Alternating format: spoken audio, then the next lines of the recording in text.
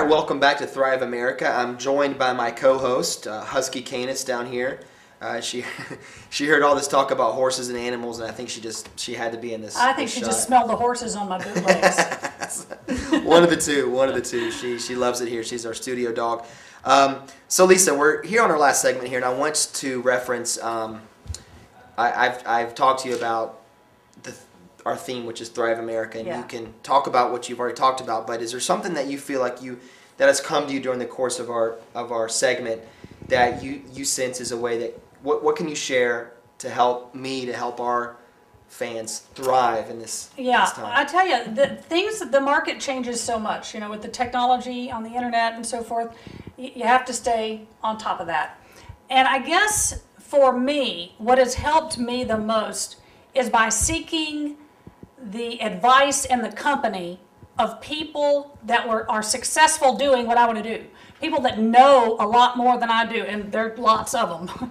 So I have tried to surround myself with people that can give me ideas, that are kind of going in the same direction, but they're ahead of me, so that I can learn from them. And really, it's a lot about, some things don't change, and that is, having good relationships with people. You can help them and they can help you. That doesn't change. And I think that for me, I could list a handful of people that have really given me advice and leadership when I needed it the most, and gave me advice that was invaluable. It kept me from making some major mistakes and sinking a lot of time and effort and money in the wrong direction.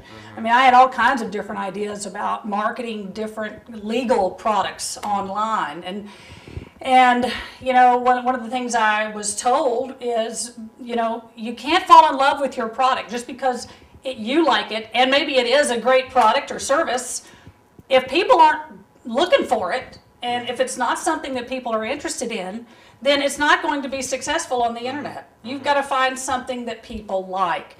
And for me, it was easy. And maybe I'm lucky that way, because I happen to have a passion for the horses, and it is also something that is very, tons of kids love horses. So I'm lucky that way. I mean, I was saying before, every single year there seems to be a new crop of 8-year-old girls that just they wake up horse crazy, and their parents are like, oh God, what do I do now? They don't know anything about horses, they don't know where to turn. And I was fortunate because, like I said, I had this passion and I have an audience. And I think to be successful in this venue, at least, you've got to have both of those ingredients. Yeah, I think that the point that while you were sharing was that my mistake when I ran a theater for many years was I fell in love with the show.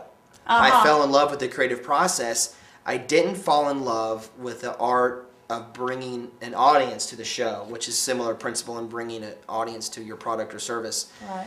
Which there needs to be balance. And you might, like Lisa said, have the best product or best idea, and my response is fall in love with ways, and that might encircle yourself with people that know more than you in that arena, because we all are great at something. We all have a gift in something, but that means we don't have gifts in other areas. Well, yeah, but look what you're doing here. I mean, you love video and you love the production process, but you've turned that into something that is very beneficial to other people, something that people are going to want to look at and learn from. And so, you're a perfect example yourself. Well, stop it. horseandriderclub.com is a site that is active. It's live. You can go check it out right now. And that thing is going to grow, and it's going to morph, and it's going to change. It's so exciting to be a part of this project, Lisa. Before we wrap up, let's talk a little bit more about. Tell me what's your goal for this site. Okay. How do people get in touch with you and the site, that kind of thing? Sure. Okay. Like you said, the site is horseandriderclub.com, and it is a club. What I am aiming to do is to make this a membership site. There are already like 20 videos up, and I'm planning to do at least a total of 100. But even after those are done, which I already have those mapped out and scripted and ready to go. I just have to get you out of the barn. But I will be always adding content to it. What I have on there now are lessons teaching kids how to do things with horses. I show them how to tie a safety release knot, for example, because you try writing that and then go and do it. It's close to impossible. But you can show a child how to do that, and it's going to be truly helpful. The same thing with all these other videos. They're like how to lead a horse, how to pick up their feet without getting kicked, and all kinds of beginner basic horsemanship lessons. But on top of that, I have a lot of fun stuff. I have several games there where kids can earn points, because you can't have a site for kids without games, because they love games. So I'm having several games. They're already on there. I'm having several more done for me now. I also have audio bedtime stories. I have Black Beauty that was read in like 20-minute sections, so that if you're tired at night and your kid wants to have you read a story, instead of actually reading a story, you just hit play and let them listen to chapters 6 through 12 of Black Beauty or something like that. So that's on there. There's also an area that's very helpful for you parents out there that don't have a clue. And believe me, there are a lot that really have kids that love horses and they don't know where to start. So I've got a whole section for parents that goes over insurance issues, legal liability issues, answers all kinds of questions about, what's this going to cost? How do we get started? You can really get taken advantage of in the horse business if you're not careful. And actually, I don't know that I haven't mentioned this yet, but I have a radio show called the Horse and Rider Radio. It's on Radio Sandy Springs here in Atlanta, and that's radiosandysprings.com. And all of my shows are archived there. And my audience there are parents who've got horse crazy kids that need some instruction, a little bit of help. So I have a lot of content for parents. So even though it's a kid's site, there's a special place you can go and learn everything you need to know before you make some big mistake and either get hurt or make some big financial mistake. I just had a flashback to 2 years ago we met and we talked about a different idea, and I don't want to go into it too much, but it was just so funny to me because you were talking about doing a law-based show educating college kids about what happens when you turn when you go from 16 to 17, from 17 to 18, and then 18 to 21. The law treats you differently depending on if it's civil or criminal or whatever. And I was going to go in that direction. There was a fork in the road. And the reason is because it would have been a great product, because kids need to know this stuff. You go off to college and act like a fool. You're an adult at 21 in most states and under most laws, and you're going to get in some serious trouble and have a record to deal with. So I thought, oh man, all kids need to know this, and the parents need to know it, and this is going to be great.